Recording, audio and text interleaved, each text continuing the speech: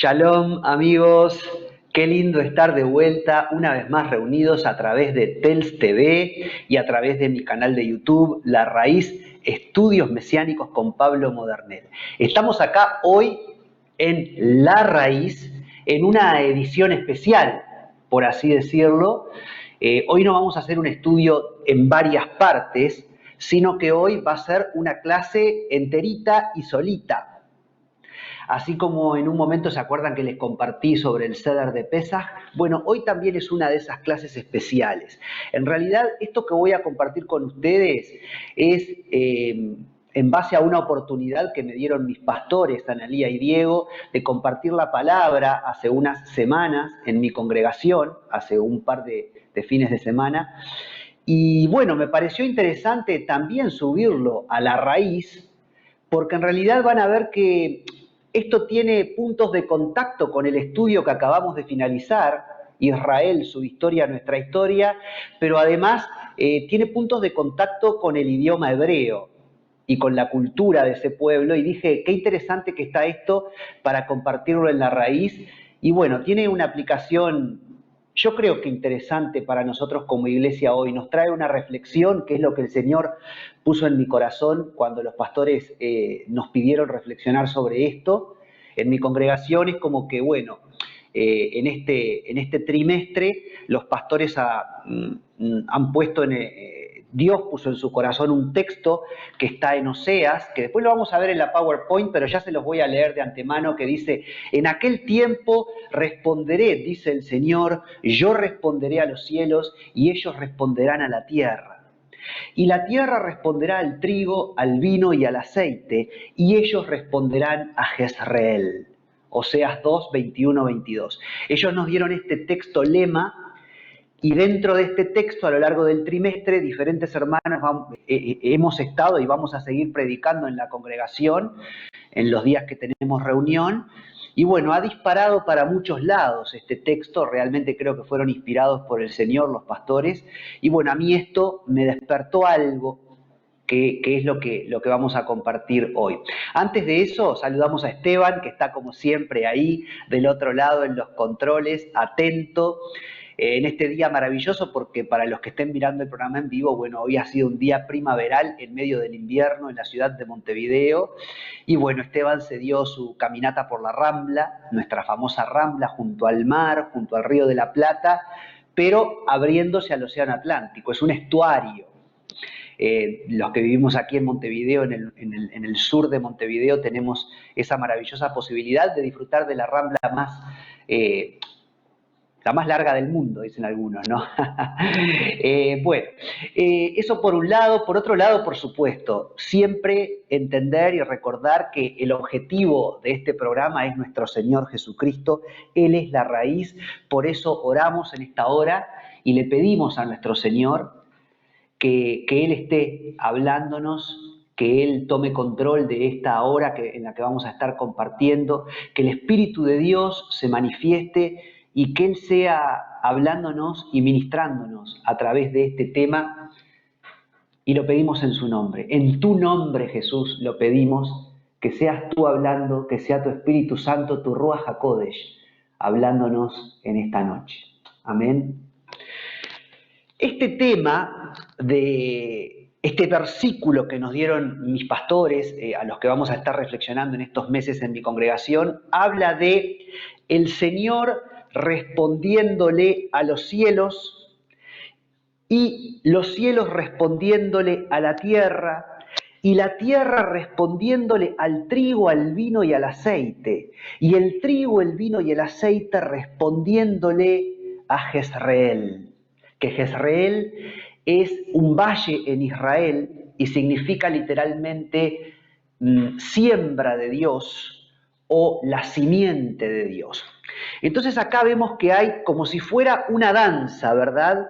Dios que le responde al cielo, el cielo que le responde a la tierra que le responde a los elementos naturales, el vino o la vid, el trigo, el aceite, los olivos, y estos que le responden al valle de Jezreel, que es un prototipo de la iglesia, la simiente de Dios, y la iglesia o ese valle respondiendo también y dando frutos.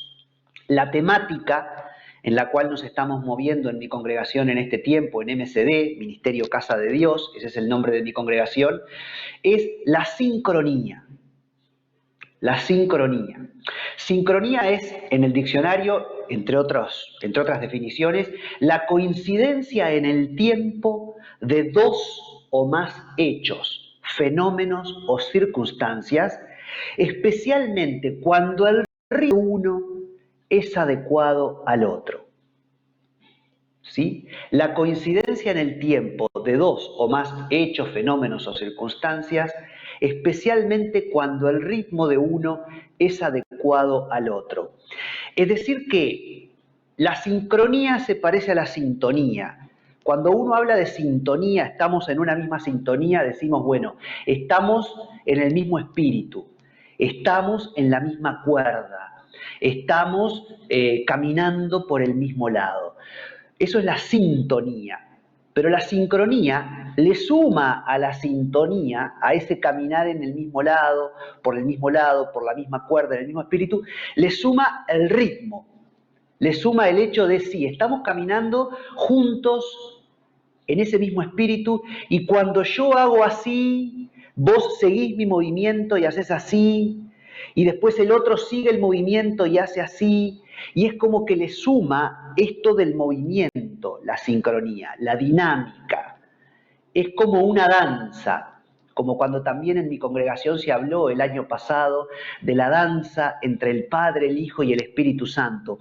Uno vaciándose en el otro y el otro vaciándose en el uno, y es una perfecta.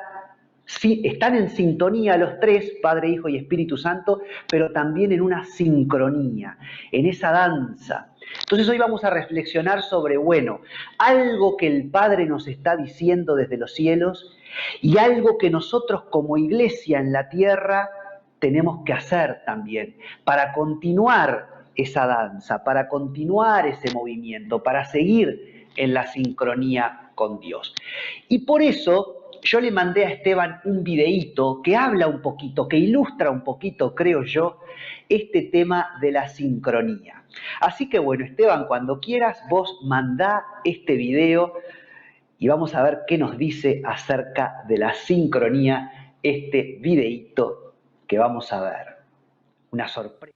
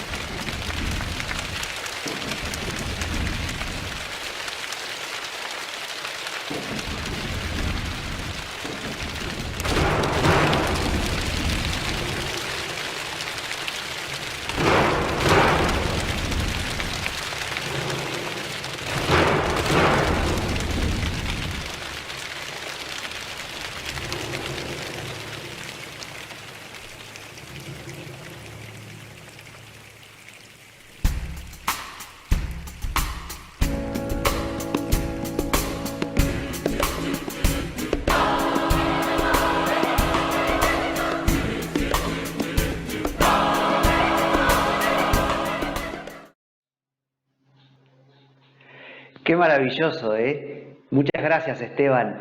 Increíble el ser humano, lo que Dios nos ha dado, ¿no? Esa creatividad, eso que es tan fantástico que tiene el arte, ¿no? Lo que es capaz de provocar y de crear el ser humano y todo lo que despierta en nosotros y todo lo que evoca en nosotros. Pero vieron que utilicé esto, en algún momento había pensado ilustrarlo a través del nado sincronizado, en manera especial ahora que están comenzando los Juegos Olímpicos de Tokio, porque es muy lindo lo del nado sincronizado para evidenciar también el tema de la sincronía, ¿no? Y justamente se llama nado sincronizado. Pero me pareció muy rico este video. Bueno, porque por supuesto sucede en una iglesia, es una versión coral de un tema muy popular, conocido de una banda famosa de los 80 que se llamó Toto, y el tema es África, que ahora después les voy a hablar un poquito de esto. Pero bueno, me pareció interesantísimo porque por supuesto es una versión coral en una iglesia y acá estamos hablando de temas religiosos y en un canal de televisión cristiano, pero además me gustó porque en el nado sincronizado, por ejemplo, vos tenés un conjunto de personas que no solamente tienen la misma edad y están en la misma condición física, sino que son muy parecidas, digamos, ¿no? Hasta en el look. Acá me gustó esto del coro porque acá vemos mujeres, vemos varones, vemos personas de diferentes edades, vemos personas de diferentes etnias y cómo todos están no solamente en sintonía, en ese momento unidos para transmitir algo a través de esta canción que van a interpretar, sino que están en sincronía. Cada uno está haciendo ese pequeño movimiento con las manos, pero en el momento que tienen que hacerlo, de acuerdo a las indicaciones de la directora. Y después lo que hacen también sobre sus piernas o sobre sus faldas cuando se golpean para dar la sensación de tormenta. Todos ellos tienen que estar en sincronía, haciendo lo que tienen que hacer en el momento que lo tienen que hacer para producir un efecto maravilloso, para producir un efecto de sonido, de lluvia, que de otra manera no se lograría. Porque si no serían como bobos, si uno está haciendo así y los demás están en otra, se pierde eso. Entonces tienen que estar todos haciendo así o tienen que estar todos haciendo así para realmente lograr el efecto de la lluvia, el efecto de la tormenta, el efecto de los truenos que la directora quiso transmitir y plasmar a través de esa maravilla, ¿no? de esos 2 minutos maravillosos de introducción a lo que es después el tema que comienzan a cantar. Les cuento que el tema, les vuelvo a repetir, la banda se llama Toto, el tema se llama África, y les cuento que fue mi primer amor en la música. Vieron que uno tiene como canciones a lo largo de la vida, temas musicales que te pueden impactar. Yo en Cristo, mi primer amor en la música fue un tema que se llamaba Todo lo puedo en Cristo que me fortalece. Todo lo puedo en Cristo que me fortalece, sí, todo lo puedo en Cristo que me fortalece. Ese fue mi primer amor en la música a nivel de iglesia, digamos. Pero cuando yo era un tierno adolescente, en el año 1983, este tema de África, no me pregunten por qué, este tema de Toto, llamado África, no me pregunten por qué, pero yo lo amaba. Y como yo seguía el ranking Billboard semana a semana, y este tema llegó al número 1, yo estaba que tocaba el cielo con las manos cuando África de Toto alcanzó la posición de privilegio. Una sola semana estuvo en la posición número 1, recuerdo claramente, y bueno, fue un tema muy famoso en los 80. Hace poco me enteré, la letra del tema es muy metafórica, interesante, explica, cuando uno ve el video original, también el video oficial de aquel momento, evidentemente habla de una relación de amor, ¿no? Entre alguien, entre un varón y una mujer, y bueno, ese encuentro de amor, y esta persona está en África, ¿no? Y la chica va a llegar en un avión a África y bueno, él tiene que salir a buscarla. Es un poco la idea primera que nos da la letra de la canción. Pero después también, según explica el autor, que es uno de los integrantes de la banda Toto, explica que la letra del tema le surgió en cuestión de 10 minutos y la melodía, él explica que también el tema habla del amor que una persona puede tener por ese continente, por África. Pero además, como este integrante de la banda Toto había sido educado en un colegio católico, él lo inspiró, él acababa de ver un documental sobre África y se le despertó escribir este tema, componer esta canción. Y también recordó, a través de ese documental, a muchos de los sacerdotes y de pronto monjas del colegio católico al cual él asistía, que fueron como misioneros al África. Eso también evoca en mí, yo no sabía esto, de que esta historia estaba detrás del tema África de Toto, no tenía ni idea. Y esto evoca en mí también, yo también que fui criado en colegio católico y que fui a colegio y liceo católico, recuerdo que en el colegio Pío, el liceo al cual fui, colegio y liceo al cual fui, teníamos un vínculo muy especial con Angola, y muchos curas iban de misioneros a Angola. Es muy típico dentro de los católicos mandar misioneros, curas y monjas, al África a predicar el Evangelio. Y bueno, parece que también ese amor de los misioneros por África fue lo que logró despertar en el integrante de la banda Toto este tema, crear este tema que es precioso. Yo después los animo a que lo escuchen, no solamente esta versión coral, sino la versión original, porque el cantante de Toto es un cantante que está despegado y su voz tiene un color muy único y el tema, bueno, es un clásico de los 80, ¿verdad? Esa gran década a nivel de la música. Y bueno, está acá este tema de la sincronía entonces manifestado en este tema de Toto. Pero bueno, como yo les dije, ese fue mi primer amor en la música. Pero también yo tuve un primer amor, y ya van a ver por qué estoy hablando de los primeros amores o del amor. También yo tuve un primer amor platónico en mi vida, cuando también era un tierno adolescente. ¿Y saben de quién estaba un poco enamorado yo? De una actriz que la tengo acá en una foto.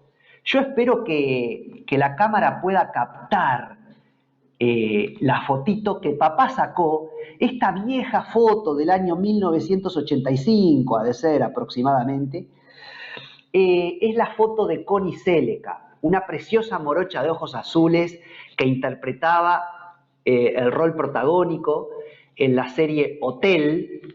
Era una serie donde, bueno, era un hotel como si fuera un hotel 5 estrellas, al cual llegaban diferentes visitantes.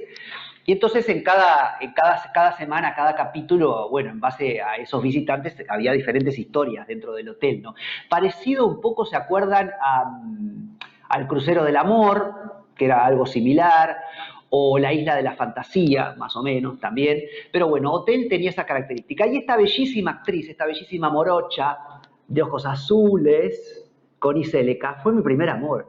Tan enamorado estaba yo de ella que papá decidió tomar un día una cámara de fotos y sacarle esta foto a Connie Seleca a través de la cámara del televisor, es decir, a través de la lente del televisor. Mi padre, un crack, ya fallecido papá en el 2014, mamá en el 2012, pero papá le sacó esta foto a Connie Seleca y bueno, después cuando la revelamos, yo la tengo entre mis fotos ahí en el historial de mi vida, porque esta actriz fue mi primer amor. Les cuento también que yo en ese momento era católico, no era evangélico, yo me volví al Señor y tuve mi encuentro fuerte con el Señor cuando tenía 20 años y a partir de ese momento empecé a profesar la fe evangélica. Con los años yo me enteré que Connie Seleca se convirtió al Señor. Esta actriz bellísima, esta morocha bellísima, se convirtió al Evangelio. Es una mujer de Dios tremenda. Se congrega hoy día en los Estados Unidos. Hace un par de años su esposo tenía cáncer y el Señor lo había sanado.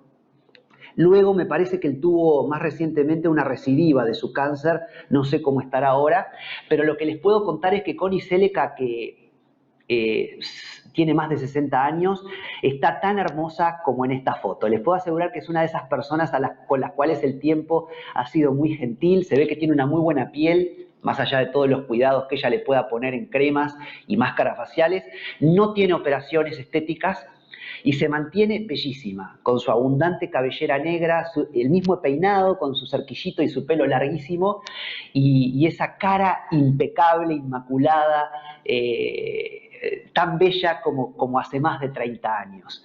Entonces, bueno, ¿por qué estoy hablando Evidentemente, el videoclip del tema África de Toto tiene que ver con la sincronía, pero fue mi primer amor en la música. Connie Sellecca, mi primer amor platónico. ¿Y por qué estoy hablando del amor? Porque nosotros en lo que vamos a estudiar hoy vamos a ver la manifestación del amor de Dios. Y yo hoy quiero en realidad hablar y conversar con ustedes, querida audiencia, sobre la misericordia de Dios para con la iglesia, en una relación de amor que Dios tiene con la iglesia. Nosotros como iglesia somos la novia de Dios. Dios tiene un vínculo amoroso con nosotros. Y a través de lo que vamos a estar compartiendo, vamos a descubrir lo que es la misericordia de Dios para con la iglesia.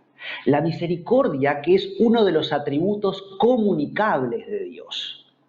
Dios tiene en su persona atributos comunicables y atributos incomunicables. Por ejemplo, la omnisciencia de Dios, el hecho de que Dios lo sepa todo, es un atributo de Dios, la omnisciencia. Pero ese atributo es incomunicable. Eso es prerrogativa de Dios. Él es omnisciente, Él lo sabe todo, nosotros no. La omnipresencia de Dios, la posibilidad de estar en todo lugar. Ese es otro atributo incomunicable de Dios, porque nosotros no podemos estar en todo lugar. La omnipotencia de Dios, esa posibilidad de hacer lo que Él quiera y cuando Él quiera. Otro atributo incomunicable de Dios, cosa que nosotros no podemos hacer. Pero Dios, amén de los atributos incomunicables, tiene atributos comunicables, como por ejemplo la bondad. Es decir, una característica que Dios tiene, un atributo que Dios tiene, pero que también nosotros lo podemos tener. Un atributo que Él nos comunica y nosotros también lo podemos tener. Y eso es lo que sucede con la misericordia, que es el atributo sobre el cual quiero reflexionar hoy, en base al pasaje de Oseas, que en unos instantes más adelante vamos a ver en la diapositiva de PowerPoint, que es este versículo que nos dieron nuestros pastores para disparar lo que el Espíritu Santo pusiera en nuestro corazón. La misericordia de Dios, un atributo comunicable, porque Dios es misericordioso. Y nosotros podemos, como seres humanos, ser misericordiosos también. Pero hoy yo quiero reflexionar sobre la misericordia de Dios para con su novia. La misericordia de Dios para con la iglesia. Porque Dios no es solo misericordioso para con la iglesia y para con sus hijos. Dios también es misericordioso para quien no cree en Él. Pero hoy la reflexión va a ir por el lado de la misericordia de Dios para con la iglesia. Y hablando de la sincronía y hablando de sumarnos al ritmo de Dios, en base a eso yo voy a reflexionar sobre lo importante que es en este tiempo que nosotros también seamos misericordiosos para con la iglesia. Y lamentablemente, hoy día, dentro de la iglesia, muchas veces vemos falta de misericordia. Dentro de la iglesia, de un hermano para con otro hermano. De personas hacia determinados ministerios.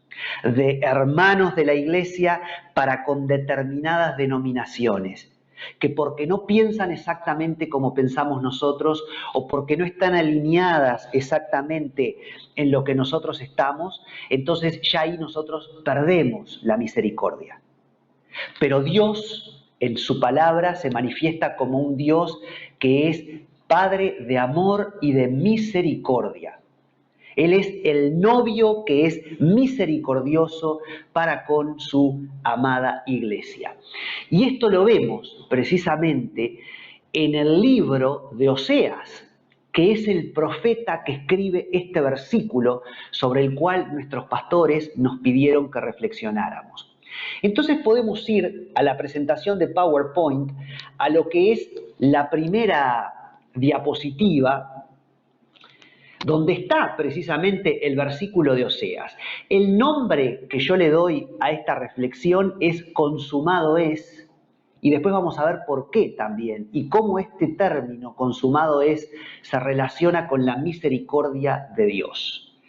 Acá está el versículo de Oseas 2, 21, 22 que dice, en aquel tiempo responderé, dice el Señor, yo responderé a los cielos y ellos responderán a la tierra y la tierra responderá al trigo, al vino y al aceite y ellos responderán a Jezreel. Y si pasamos a la siguiente diapositiva,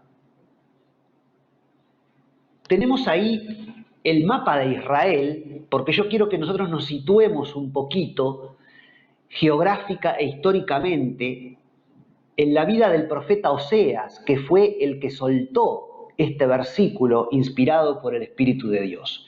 Oseas, profeta del reino del norte, como dice ahí, o el reino de Israel, o el reino de Efraín, todo lo cual estuvimos compartiendo en nuestro estudio anterior, Israel, su historia, nuestra historia.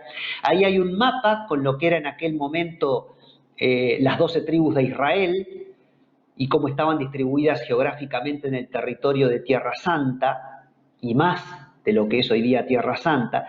En verde y en anaranjadito, Judá y Benjamín, el reino del sur, y hacia el norte, empezando en rosado, Efraín, y luego todas las demás tribus que constituían el reino del norte. El profeta Oseas, como dice la diapositiva, vivió entre los años 800 y 750 a.C. aproximadamente. Y hay algo que está escrito también ahí en la diapositiva. Ven un 1954, aparece ahí, y aparece escrita una palabra en hebreo que es Hoshea. Así se dice en hebreo Oseas, Hoshea.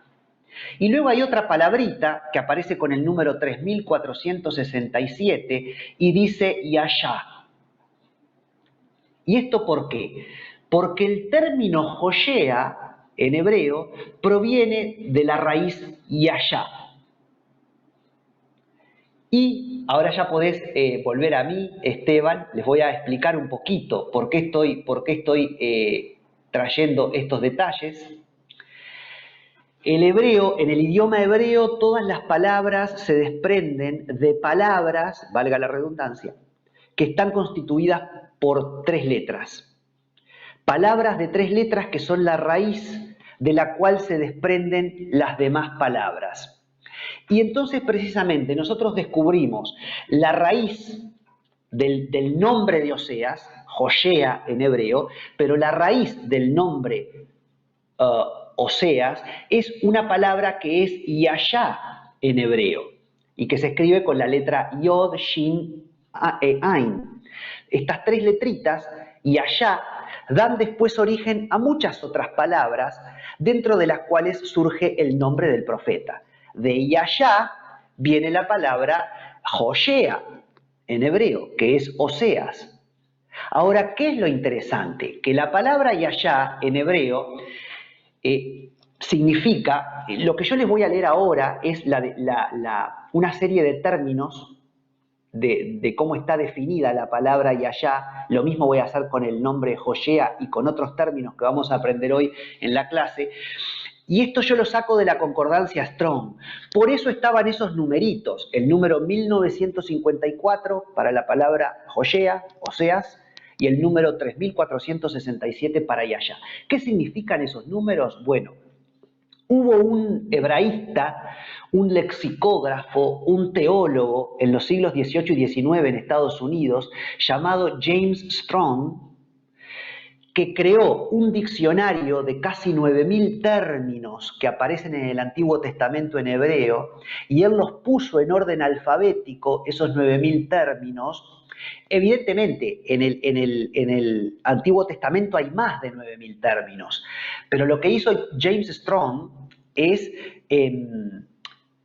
anotar las raíces y las derivaciones. Pero, por ejemplo, a ver, el verbo amar, él te traduce el verbo amar, pero no te va a poner necesariamente en la concordancia Strong amar, amaré, amé, he amado, amaste, amaron. No, solamente con el verbo amar. Por eso es un diccionario, el diccionario Strong, con esos casi 9.000 términos que son las palabras fundamentales. Todas, absolutamente todas, de las que aparecen en el Antiguo Testamento. Entonces, para que no nos confundamos, esas palabras están numeradas, de la 1 a 8.600 y pico, son casi 9.000 palabras. Bueno, la 1954 es la palabra Joshea, que es precisamente el nombre del profeta, y que significa libertador. Libertador, y también tiene la connotación de salvación. La raíz, entonces, del término Joshea es Yashá. Y miren cómo define Strong, este hombre, este teólogo, este lexicógrafo, a la palabra Yashá. Dice, estar abierto, ancho o libre, estar seguro, liberar o socorrer, amparar, ayudar, conservar, favorecer, guardar, liberar, rescatar, salvación, salvador, salvar, victoria. ¿Por qué tantas definiciones? Porque a diferencia del griego, que es un idioma muy específico, parecido al español, pero el griego más todavía, el griego es un idioma en donde que los manuscritos más antiguos del Antiguo Testamento hallados son en griego. Por eso generalmente se cree que el Nuevo Testamento fue escrito en griego, aunque hay quienes dicen que no hay dudas de que, por ejemplo, el Evangelio de Mateo se escribió en hebreo y fue rápidamente traducido al griego, y así podría suceder con otros libros del Nuevo Testamento también, pero bueno, generalmente se dice que el Nuevo Testamento fue escrito en griego. Bueno, el griego es un idioma muy específico. Para que tengas una idea, hay 12 acepciones del verbo ver. Yo en español digo ver. Bueno, ver, observar. Pero en griego, por ejemplo, hay un término para ver, hay un término para ver con los ojos de la fe, hay un término para ver con atención y hay un término para ver así nomás. Lo cual es muy rico porque, por ejemplo, cuando leemos el Evangelio de Juan, cuando Juan dice que el domingo de resurrección Pedro entra en la tumba y vio, y después dice Juan entró en la tumba y vio los lienzos, pero el griego usa diferentes verbos, ¿no? Pedro vio con los ojos naturales, pero Juan vio con los ojos de la fe. Y Juan entendió que el Señor había resucitado. Bueno, el griego es un idioma muy específico en donde cada palabra es muy específica. El hebreo es diferente, tiene la característica de ser un idioma más conceptual, en donde una palabra o un término o una raíz significa muchas cosas. Entonces, yashá significa muchas cosas, entre ellas liberar o salvar. De la raíz yashá viene el nombre del profeta Oseas, que es libertador o salvador. ¿Y saben por qué esto es interesante? Porque el nombre de Jesús en hebreo, Yeshua, salvación, proviene de la misma raíz, Yashá. El nombre Josué también proviene de la misma raíz. Josué, Yehoshua, en hebreo, también significa salvador. De hecho, Josué se llamaba además Oseas, porque Números 13:8 dice que cuando Moisés elige a los espías, dice que elige de la tribu de Efraín, Oseas, hijo de Nun. Y después le cambia el nombre y le pone Josué. Pero Josué se llamaba Oseas, como el profeta este. Y tanto Josué como Oseas, como el nombre de Jesús en hebreo, Yehoshua, todo significa salvación o salvador. ¿Y por qué es importante reflexionar sobre el nombre del profeta? Porque el nombre del profeta Oseas, Joshea, de la raíz Yashá, salvación, ya nos está hablando de un paralelismo entre el profeta Oseas y nuestro Señor Jesucristo. El profeta Oseas es un tipo de Jesús. Así como hay otros personajes del Antiguo Testamento a los cuales podemos fácilmente identificar con la persona de nuestro Señor, como por ejemplo José en Egipto, vendido por sus hermanos, luego exaltado en tierra de Egipto y finalmente sus hermanos que no lo conocían y que no lo reconocían, finalmente se inclinan ante él y lo terminan reconociendo. Bueno, esto es un tipo de lo que va a suceder con Jesús y el pueblo judío, por ejemplo. Bueno, así como José es un tipo de Jesús en el Antiguo Testamento, el profeta Oseas también es un tipo de Jesús. Para empezar, por el nombre, porque ya el nombre del profeta Oseas nos está hablando de que él se llama como Jesús prácticamente, Joshea y Yeshua, pero ambos nombres significan salvación. No se dice exactamente igual, no son exactamente el mismo nombre, pero significan salvación. ¿Y cuál es el tema? Como vimos ahí en el mapita, en la diapositiva, estaba el reino del norte y el reino del sur. Oseas era un profeta del reino del norte, que Dios había levantado en el reino del norte, un reino muy inclinado hacia la idolatría, como vimos en el estudio que hicimos de Israel, su historia, nuestra historia. Recordemos que Jeroboam, el rey del norte, hizo ídolos, como los ídolos de Egipto, un becerro de oro, y lo adoró, y llevó al pueblo de Israel, que estaba en la parte norte del país o del imperio, lo llevó por el mal camino, este rey, Jeroboam, y luego otros reyes que sucedieron en el reino del norte obran de la misma manera. De hecho, Oseas le testifica al rey que en ese momento era Jeroboam II, y que es un descendiente de Jeroboam que va a llegar muchos años después. Oseas predicaría hacia el año 750, 780 a.C., con Jeroboam II, mientras que Jeroboam I era como del 900 a.C. Ahora, ¿cuál es el tema?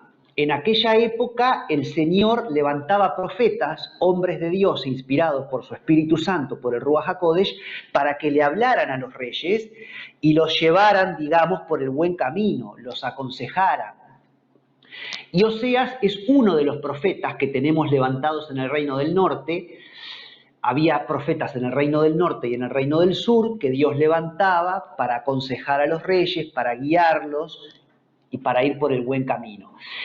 Y cuando uno lee, bueno, no solamente Oseas, Amós, por ejemplo, en el Antiguo Testamento, que tenemos el libro de Amós, es otro de los profetas del reino del norte, y Oseas es otro de los profetas levantados por Dios en el reino del norte, levantados para hablarle al pueblo, al rey y al pueblo. Y el libro de Oseas, que son 14 capítulos, es un libro de una profecía exhortativa. La profecía tiene varias aristas, ¿verdad? Nos dice la palabra en el Nuevo Testamento. La profecía, cuando un hombre de Dios habla inspirado por el Espíritu de Dios y ejerce una labor profética, esa profecía puede tener la función de edificar a la iglesia o la función de aportando conocimiento, pero también puede tener la profecía la función de consolar a la iglesia en un momento de dificultad que ella esté atravesando. Y también la profecía puede tener la función de exhortar a la iglesia. Cuando la iglesia está yendo por un lado que no tiene que ir, el profeta viene con una profecía exhortativa para que lo se corrija y se enderece. Bueno, cuando nosotros leemos el libro de Oseas, encontramos una profecía exhortativa muy dura. El profeta Oseas, en los 13 primeros capítulos de su libro, es muy duro con Israel, con el reino del norte, porque ellos se habían vuelto un pueblo idólatra. Ellos, conocido al Dios verdadero, en un momento lo dejan de adorar, se levantan sus propios dioses, sus propios ídolos, van a ofrecer sacrificio a los lugares altos, porque era típico ir a las colinas, a los cerros, a ofrecer sacrificio a los dioses. Esto además podía estar muchas veces emparentado con lo que se conocía como la prostitución sagrada. Recordemos que en la antigüedad, en muchos reinos e imperios, existió la prostitución sagrada.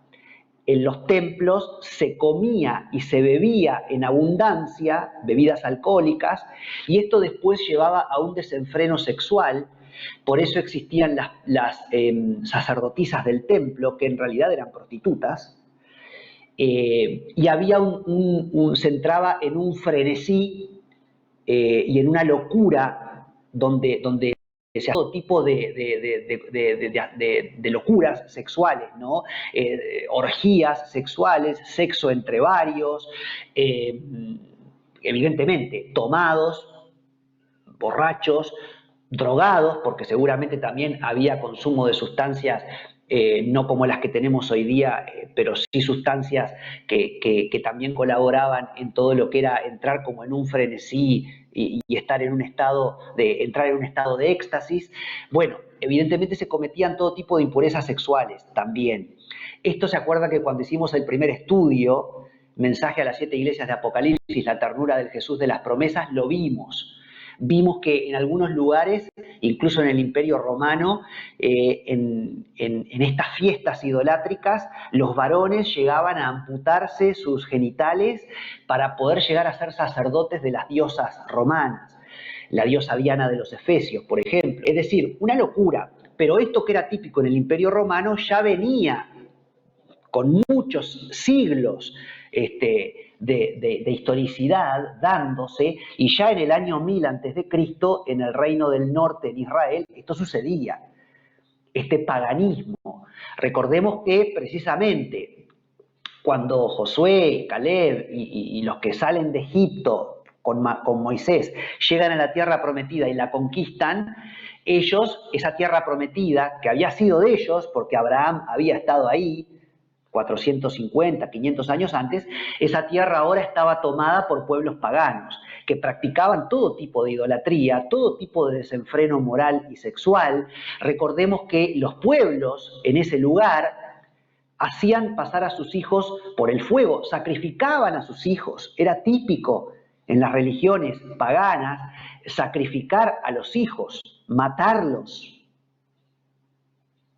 Entonces, evidentemente, Israel por eso estaba llamada a ser una nación santa, una nación que se iba a separar de ese pecado idolátrico de los pueblos que la circundaban, y tenían que marcar la diferencia.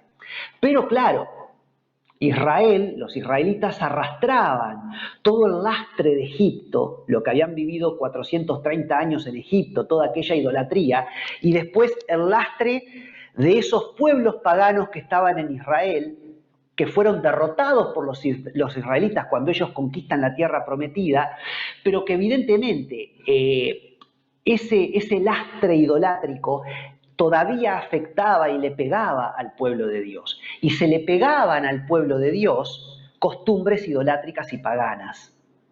Y nosotros a veces somos muy duros con ese Israel histórico, pero nosotros no somos demasiado diferentes. Porque cuando nosotros llegamos al Señor, también nosotros llegamos al Señor con un pasado de Egipto, con un pasado de Tierra Santa habitada por pueblos bárbaros. Nosotros también llegamos al Señor con muchos lastres en nuestro corazón, en nuestra vida. A veces pecados que nosotros mismos cometimos, puertas de iniquidad que nosotros abrimos en nuestra vida anterior al Señor, y muchas veces ni siquiera nosotros. De pronto, maldiciones generacionales que venimos arrastrando de nuestros ancestros, padres, abuelos, bisabuelos, y esto nos pega, esto nos influye. Alguna vez escuché una predicación sobre la resurrección de Lázaro en los evangelios, y el Señor resucita a Lázaro, decía este predicador, y Lázaro vivió. Pero Jesús dijo a los discípulos: desátenlo. Lázaro fue resucitado por el Señor Jesucristo, pero todavía estaba atado.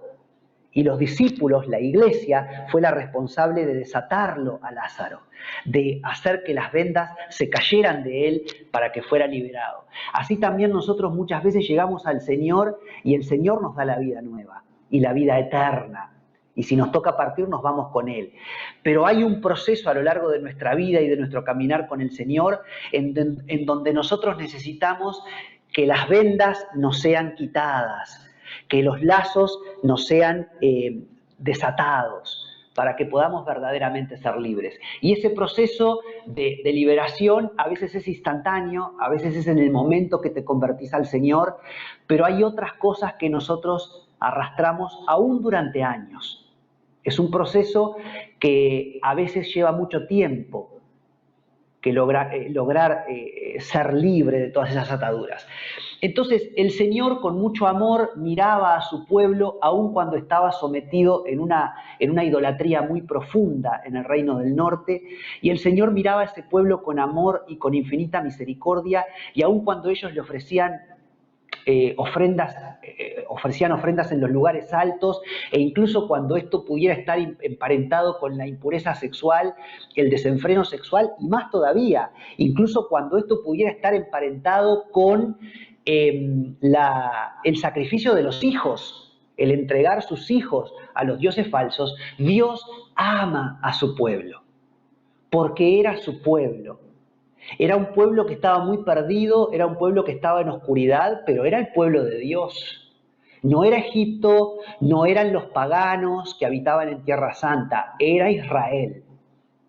Y Dios manifiesta su misericordia hacia Israel. Tal es así que después de esos 13 capítulos de profecía exhortativa en el libro de Oseas, en el capítulo número 14 nosotros vamos a encontrar a un profeta que manifiesta todo el amor. Y llega el capítulo de la redención, llega el capítulo del perdón, llega el capítulo del abrazo del padre hacia esa novia, hacia ese hijo que está perdido.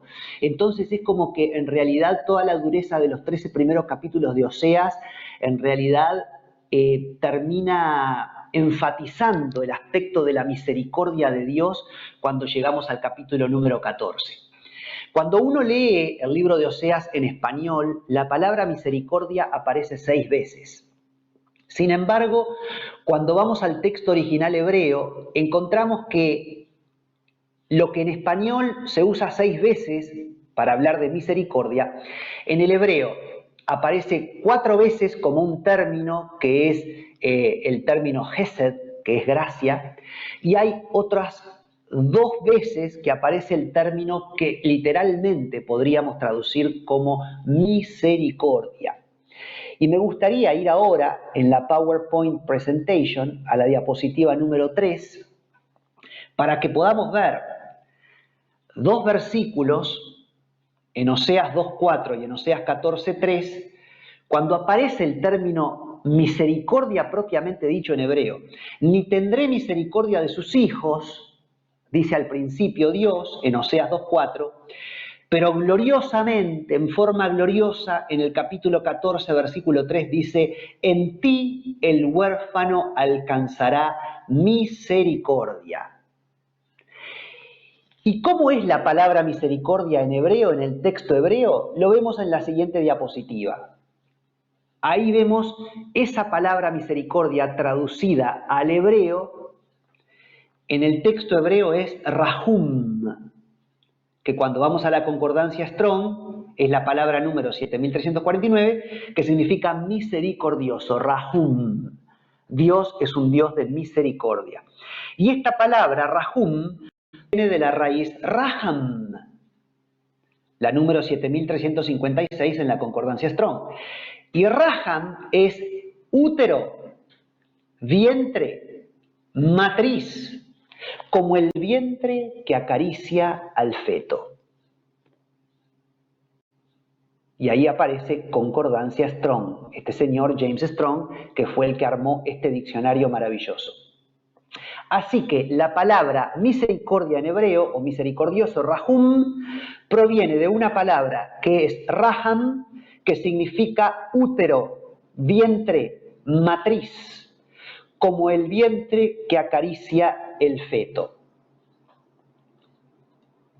Y ahora podés volver a mí, Esteban. Qué maravilloso que nosotros podamos pensar en la misericordia de Dios, en este atributo comunicable de Dios, relacionándolo con el vientre de una mujer. Porque ¿qué es lo que hace el vientre de una mujer, el raham de una mujer en hebreo, cuando está embarazada? Nutre a su bebé, lo cuida, lo aparta del mal, lo protege. Pero a su vez la mujer tiene la generosidad y la grandeza para permitir que ese bebé se desarrolle dentro de ella. El papá ya hizo su aporte, ahora no cuenta más. La mujer podría decir: yo soy la dueña de mi cuerpo, ahora yo soy la dueña de este bebé, por lo tanto hago con este bebé lo que quiero, y si lo quiero sofocar, lo sofoco. Y sin embargo la mujer tiene la grandeza de dejar que ese bebé se desarrolle en su vientre. Y tras 9 meses tiene la grandeza de entregar ese bebé al mundo, desprenderse de ese bebé que fue parte de ella durante 9 meses y por el que tanto se sacrificó, y ahora la mujer se desprende de ese bebé. Lo entrega al mundo, como se dice en inglés, deliver a baby. En inglés, a woman delivers a baby. Una mujer entrega, da a luz, pero en inglés se dice deliver. Como el delivery de la pizza, cuando te hacen un delivery, bueno, la mujer hace un delivery en inglés. Entrega al bebé, que parece algo muy comercial, pero es algo muy noble del idioma, porque en realidad la mujer está desprendiéndose de ese niño o de esa niña y los está entregando al mundo, los está soltando para que ellos puedan seguirse desarrollando y crecer por su propia cuenta, ¿no? Un gesto de amor maravilloso. No sofoca a la madre al bebé, sino que lo libera. Y esto nos habla del amor de Dios. El amor de Dios y la misericordia de Dios es así. Es como el útero de una mujer. Es como pensar en la misericordia de Dios como en un aspecto maternal de Dios, un costado femenino de Dios. Nosotros muchas veces estamos acostumbrados a pensar en Dios en su faceta más masculina, digamos. Pero Dios es todo, Dios es lo masculino y lo femenino, porque el hombre y la mujer fueron creados, el varón y la mujer, a imagen y semejanza de Dios. Es decir, que Dios también tiene en él todo lo que son los atributos femeninos. Entonces, también por supuesto el varón es misericordioso, pero digo, el varón no tiene la capacidad de engendrar, no tiene un útero, ni aunque quiera. Entonces, qué interesante pensar en Dios, en un Dios misericordioso, como en una madre misericordiosa. Vieron que la madre tiene esa característica que de repente el hijo es un criminal y está en la cárcel y la madre igual le va a ir a llevar comida, le va a ir a llevar una tortita, una comida especial semana a semana, porque para ella es su hijo, aunque ese hijo sea el peor de los criminales. Así es el amor de una madre. Desde que lo tiene en el vientre y lo cuida y lo nutre y lo protege y lo aísla, pero le permite crecer y después lo entrega al mundo, y a lo largo de toda la vida de ese niño, esa madre va a amarlo, a ese hijo, siempre a esa hija. Bueno, así es la misericordia de Dios para con nosotros. ¿Y cómo manifiesta esto el Señor a través del profeta Oseas? Bueno, el Señor le manda al profeta Oseas que se despose con la que había sido su esposa o la que va a ser su esposa, Gomer, se llama ella, y que había adulterado y fornicado. Siendo que el Antiguo Testamento decía que cuando dos personas eran encontradas en el acto de adulterio o fornicación, debían ser apedreadas. Sin embargo, el Señor al profeta Oseas en el año 850 a.C. le dice: tu esposa fornicó, tu esposa es adúltera, a mí no me interesa. Yo no quiero que vos la apedrees. Yo quiero que vos vayas y te cases con ella. Yo quiero que vos la honres. Yo quiero que vos la desposes. Y era muy duro para los profetas, porque en el Antiguo Testamento ellos tenían que ejemplificar con su vida el mensaje que Dios quería dar. Entonces el mensaje que Dios le estaba dando al pueblo era: mirá, ¿sabés qué? Vos estás pecando contra mí. Vos estás ofreciendo incienso y adoración a los dioses falsos en los lugares altos. Vos estás en un desenfreno moral y sexual. Vos estás de pronto hasta matando a tus hijos, ofreciéndoselos a los dioses falsos. Pero yo te amo.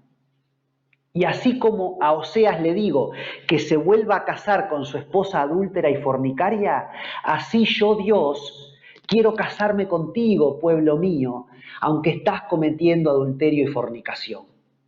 Que era una imagen muy presente también en el Antiguo Testamento a través de muchos profetas, ¿no? Porque el matrimonio es algo muy, muy típico, muy cotidiano, y es muy fácil para mí entender cuando yo le soy infiel a mi esposa. Entonces Dios usa mucho la imagen de, bueno, el adulterio espiritual es como el adulterio en la carne o el adulterio entre un varón y una mujer. Así también nosotros podemos adulterar espiritualmente con nuestro Dios cuando lo abandonamos, cuando quebramos el pacto, cuando Él deja de ser nuestro esposo y lo engañamos por otros amantes, pero que son amantes que no nos van a dar una plena satisfacción, sino que después nos van a dejar en el olvido y van a traer sufrimiento a nuestra vida. Pero Dios es el verdadero esposo que nos sigue amando y está dispuesto a rescatarnos. Y eso el Señor lo ejemplifica a través del profeta Oseas. Por eso ahí también Oseas es un tipo de Cristo o del Cristo, porque el Cristo murió por la iglesia, aun cuando la iglesia era pecadora. Es muy interesante porque muchas veces en el Antiguo Testamento, y en manera especial los profetas que le predican al reino del norte, dicen que el reino del norte había entrado en un frenesí tal que era como el asno montés. Se sabe en zoología, digamos, siempre se sabe y se dice, bueno, que el burro es el animal más feroz sexualmente hablando, ¿no? El más bestia. El animal más bestial en lo sexual es el burro, es el asno. Y en el Antiguo Testamento, específicamente Oseas, se refiere al reino del norte como un asno montés. Oseas 8:9. Dice que el reino de Israel, el reino del norte o el reino de Efraín es un asno montés quien por su pecado subirá cautivo a Asiria. Oseas 8:9. Esto va a suceder después en la historia en el año 722. Esto lo hemos visto en el estudio anterior. Entonces, hay una comparación entre el pecado del reino del norte, ese pecado de fornicación o de adulterio espiritual al creer en dioses falsos, con un asno montés. Era tan grande el pecado, porque habían llegado a un punto tal de idolatría, que se lo pone a la misma par que un burro de monte, que un burro de bosque, que un asno montés. Ahora, miren esto que les voy a decir. Hay un pasaje en Éxodo 34:20, que dice, en el Antiguo Testamento se ofrecían en sacrificio, en la ley de Moisés, los animales primogénitos. Por ejemplo, el primogénito del cordero se ofrecía en sacrificio.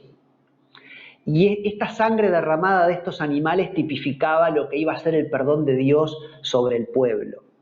Evidentemente, esa sangre derramada de esos corderos y de los otros animales, porque se sacrificaban otros animales como bueyes, palominos, etcétera, pero siempre era el primogénito, esa sangre derramada estaba apuntando a lo que un día se iba a cumplir en la sangre derramada de nuestro Señor Jesucristo en la cruz, en el madero.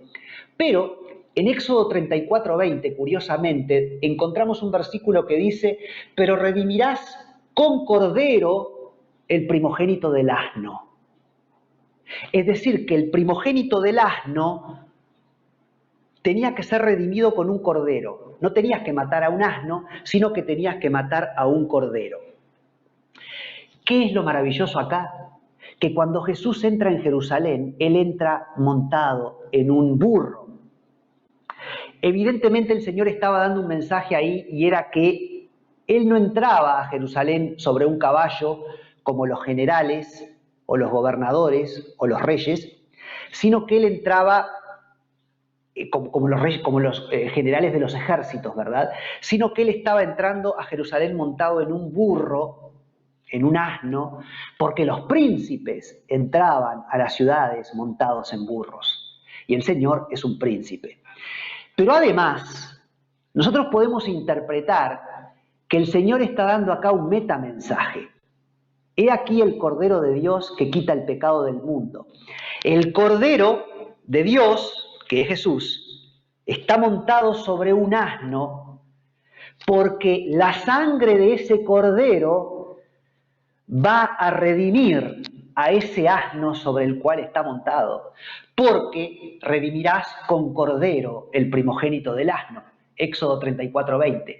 De modo tal que el metamensaje que el Señor está dando cuando entra a Jerusalén, y esto es una interpretación, pero el metamensaje bien puede ser: yo, el Cordero de Dios, voy a derramar mi sangre para que este asno sobre el cual estoy montado, este asno montés, que es Efraín, que es el reino de Israel, que ha pecado, que es la mujer adúltera y fornicaria, que es Gomer, como la esposa de Oseas, bueno, yo voy a dar mi vida por este asno y voy a derramar mi sangre por este asno en la cruz del Calvario. Vaya si eso no es una manifestación de la misericordia de Dios. Vaya si eso no es una manifestación de la misericordia de Dios, pero una misericordia que es como el Raham, como el vientre de una mujer, que lo da todo por su hijo. Tremendo, tremendo, esta perla de la palabra.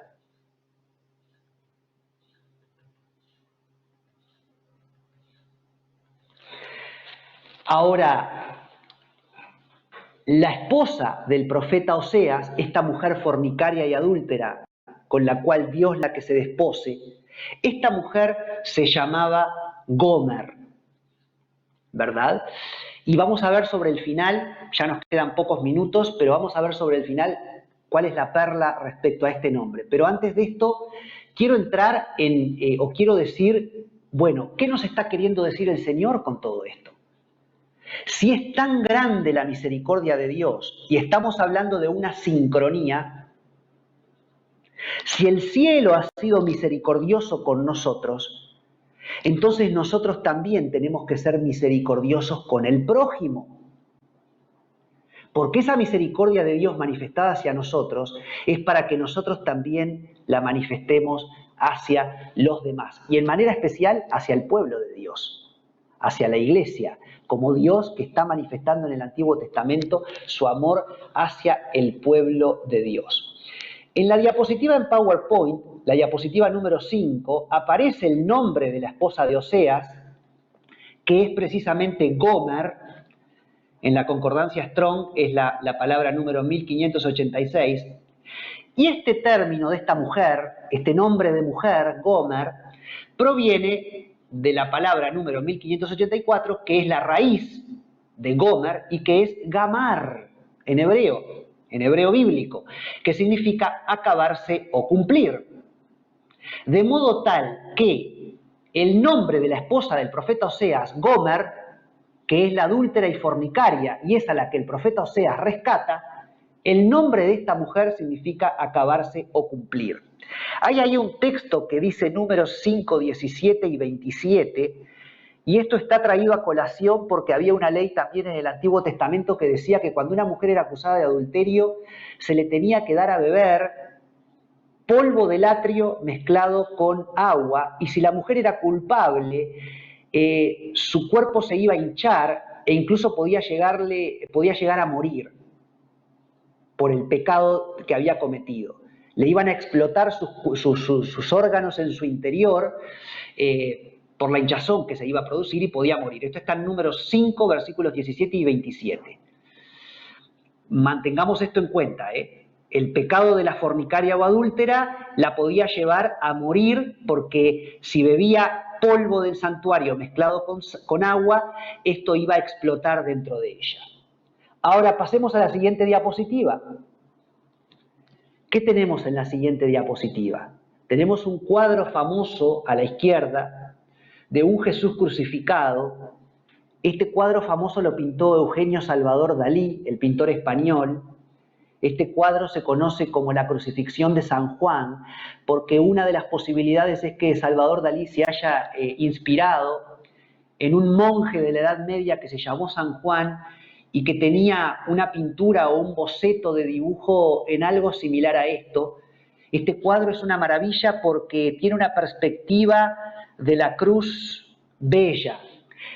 El pintor Eugenio Salvador Dalí quería pintar un Cristo bello en la cruz. De hecho, él toma como modelo, según una de las posibles interpretaciones, no sabemos si es a ciencia cierta, pero seguramente sí, hay una teoría que dice que este modelo que nosotros estamos viendo en la cruz, pintado como Jesús, era un trapecista. Por eso tenía un cuerpo muy trabajado, muy armónico, muy bello, porque Salvador Dalí quería pintar la belleza de la cruz. Y vemos que es un Cristo que no tiene clavos y que no tiene sangre. Pero es a propósito que Dalí hace esto. Y además tiene la genialidad de pintar una crucifixión que no está vista desde la tierra, como siempre vemos la crucifixión como los hombres mirando a la cruz hacia arriba, sino que esta es como la visión del Padre sobre la cruz. Y ahí tenemos la manifestación más grande de la misericordia de ese Dios que es Padre, pero que entiéndaseme lo que quiero decir, es también madre, porque es un Dios que tiene misericordia, y esa misericordia de Dios, ese atributo de Dios, es como el raham de una mujer, como el útero de una mujer. Dios, cuando miró la crucifixión, sabemos que le tuvo que dar la espalda a la cruz, porque la palabra dice que como Dios cargó en Jesús en ese momento el pecado del mundo, y Dios es un Dios santo, Dios le tuvo que dar la espalda a la cruz. Pero por otro lado, también podemos ver que para Dios ver a su Hijo crucificado en la cruz también fue hermoso. ¿Y en qué sentido? En el sentido que gracias a esa bendita crucifixión, que también es maldita crucifixión, pero es también bendita crucifixión, porque gracias a esa crucifixión se abrió el camino para que nosotros, que estábamos como adúlteros y fornicarios separados de Dios, pudiéramos volver a unirnos en matrimonio con Él y que pudiéramos volver a hallar gracia y a vivir en plenitud y a lograr tener la vida eterna. Entonces, bendito el cuadro de Dalí en la diapositiva que nos muestra a un Dios mirando a Jesús, mirando a su Hijo, pero en una forma bella. Es un Jesús muy bello. Por supuesto que es muy bello porque no hay sangre en el cuadro, porque no hay clavos y porque es el cuerpo de un trapecista perfectamente trabajado. Como mejor no podría estar, en mejor condición física no podría estar el cuerpo de un varón. Pero es bello por lo que simboliza, porque simboliza el perdón sobre toda la humanidad. Con esa barca en ese mar de Galilea se me ocurre que podemos ver al fondo. Y hay algo, cuando Jesús está en la cruz, sus últimas palabras fueron: consumado es. Eso es lo último que dice el Señor antes de morir. Pero cuando en español yo leo consumado es, no me dice demasiado. Pero cuando pienso que Jesús hablaba hebreo, y Jesús hablaba hebreo, no solamente lo enseñó a sus discípulos, sino que él hablaba hebreo. Cuando el Señor dice consumado es en hebreo, ese término es gamar, de donde viene el nombre, Gamar, de donde viene el nombre Gomer, la esposa de Oseas. Entonces podemos pensar, y es también una interpretación, no sabemos si fue así, pero podemos pensar que cuando el Señor en la cruz dice consumado es, ¿en quién estaba pensando cuando dijo Gamar en hebreo? O Gamar, ¿en quién estaba pensando? Estaba pensando en Gomer, estaba pensando en la esposa de Oseas, en la adúltera, en la fornicaria. Y en vez de que la adúltera y la fornicaria debiera el pecado por su fornicación y ese pecado explotara dentro de ella, como lo decía la ley en Números 5, 17 y 27, el Señor Jesús asume el pecado de la adúltera y la fornicaria y Él bebe ese pecado. Él sufre la crucifixión por esa esposa amada. Y esa esposa somos nosotros. Esa esposa es Esteban del otro lado de los controles y yo. Esa esposa es la iglesia de Jesucristo sobre la tierra. Y el Señor es el que asume ese pecado y por eso su corazón explota. Voy a leer, y estamos ya terminando, una posible interpretación de cómo puede haber sido la muerte del Señor Jesús, de acuerdo a un médico que se llama James Thompson. Él cree que Jesús murió por las terribles experiencias físicas y emocionales que literalmente le produjeron el rompimiento del corazón.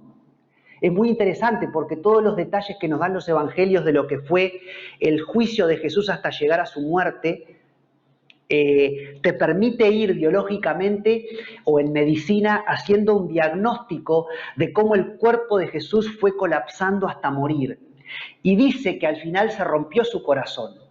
Y la sangre del corazón se mezcló con el líquido del pericardio que rodea el corazón. Y la lanza del soldado rompió el pericardio y brotó la mezcla de sangre y de agua. El Evangelio según San Juan dice que cuando el soldado abre el costado de Jesús, de ese costado traspasados surgen sangre y agua. Y una posible explicación científica sería, ¿por qué sangre y agua?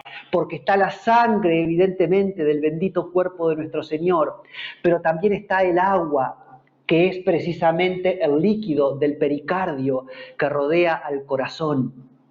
Y ahí está la sangre derramada de nuestro Señor. Ahí está la manifestación más grande de la misericordia de Dios, dando su propia vida, sangre y agua emanando de su costado traspasado. Vaya que si eso no es misericordia. Y ese Dios que tuvo esa misericordia, la tuvo por la iglesia, por una iglesia que es una novia sin arruga y sin mancha, pero es una novia sin arruga y sin mancha porque Él derramó su sangre por ella y la transforma en una novia sin arruga y sin mancha. Y Él la ve a través de los ojos de su sangre. Entonces el mensaje es para nosotros hoy que nosotros tenemos que ser misericordiosos con la iglesia. Por supuesto que tenemos que ser misericordiosos con el afuera. Por supuesto que tenemos que ser misericordiosos con el ateo. Por supuesto que tenemos que ser misericordiosos con aquella persona que vive lejos de los preceptos de Dios porque todavía no conoce al Señor. Pero tenemos que ser misericordiosos, iglesia de Jesucristo, con la iglesia de Jesucristo. Porque esa es la sincronía. Porque si Dios ha sido misericordioso con nosotros, nosotros tenemos que ser misericordiosos con la iglesia. Y esto hoy día a veces parece faltar. Porque vemos que muy fácilmente dentro de la iglesia nosotros acusamos con mucha facilidad de falsos maestros o de falsos apóstoles a algunos hermanos que son nuestros hermanos, aun cuando tengamos razón y de pronto están doctrinalmente en algún error. Pero ¿sabés qué? No dejan de ser tu hermano. Y por ese que vos llamás falso apóstol o falso maestro, la sangre de nuestro Señor fue derramada. Entonces deberíamos pensar 2 veces antes de acusar con liviandad a alguien de falso apóstol o de falso maestro. Por supuesto que tenemos el discernimiento que nos da el Espíritu Santo para entender cuando alguien de pronto está en una falsa enseñanza, pero mirémoslos con misericordia. Aprendamos a orar por ese hermano. Seamos misericordiosos y clamemos para que lo torcido se enderece. Porque eso es lo que Dios quiere. Esa es la sincronía de Dios. No que ese hermano o esa hermana sea condenada o condenado, sino que sea restituido al camino correcto. Entonces, oremos. Cuando nos dicen que hay un pastor chanta y el pastor de repente es un chanta, antes de juzgarlo, pensemos que por ese pastor chanta la sangre del Señor fue derramada. Entonces oremos y pidamos para que ese pastor chanta vuelva a los caminos del Señor. Y voy a decir algo más fuerte todavía. Cuando nos dicen que, por ejemplo, hay autoridades en la iglesia que son abusadores, y han habido casos, y no solamente dentro de la iglesia católica, donde hay sacerdotes que han abusado de menores, también sucede en las iglesias protestantes. Pero ¿sabes qué? Dios tenga misericordia de esos sacerdotes y de esos pastores también. También hay una mano extendida de Dios sobre ellos todavía. También hay sangre que se derramó por ellos. Y antes que juzgarlos, aunque te duela en el alma porque ha de ser el acto más vil abusar de un menor, pero aunque te duela en el alma, ¿sabes qué? Tenés que clamar por misericordia sobre esas vidas.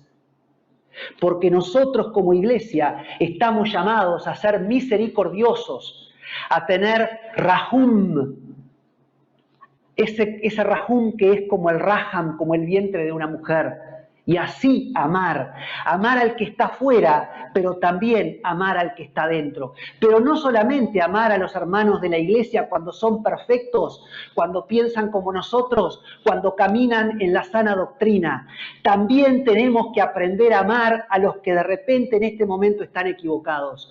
Porque hay una posibilidad de que se vuelvan al camino cierto, al camino verdadero, porque la sangre de ese bendito Jesús tiene poder y fue derramada para que ellos sean salvos, no para que ellos sean condenados.